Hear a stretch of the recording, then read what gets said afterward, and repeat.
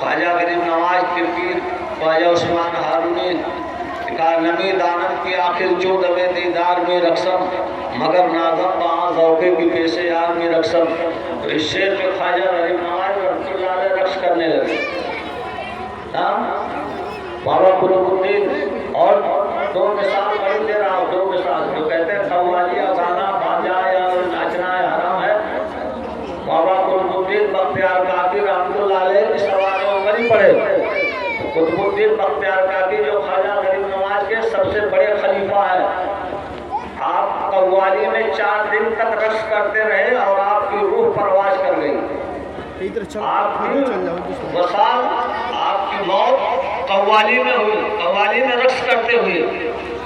اس کی خواجہ قطب الدین بختیار کاکی رحمۃ اللہ علیہ جو خواجہ غریب نواز کے سب سے اول خلیفہ ہے,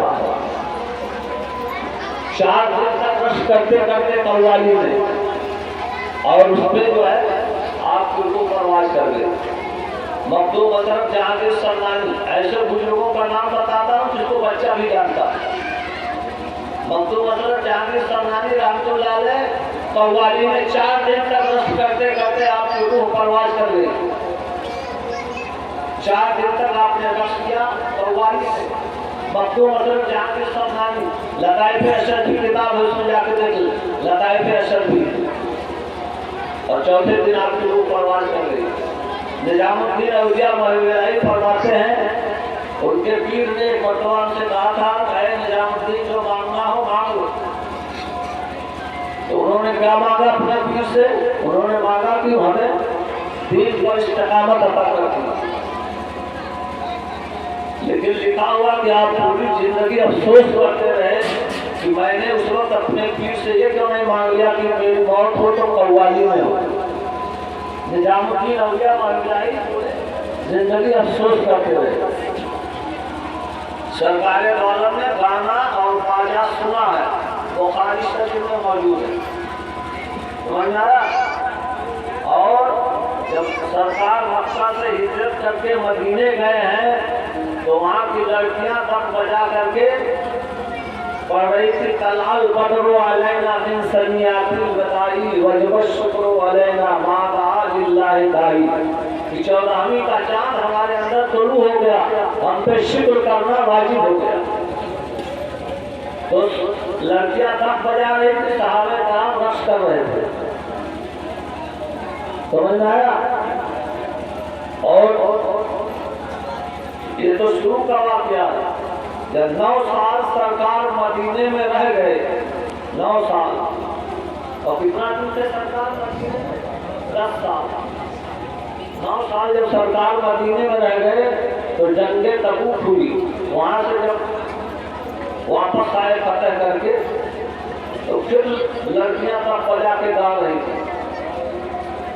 پھر لڑکیاں تب بجا کے گا رہی تھی. باجا بھی بج رہا تھا اور گانا بھی ہو رہا تھا.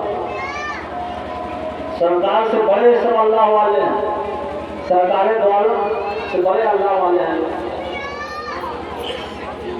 سرکار دولت کو ڈر خوف نہیں تھا.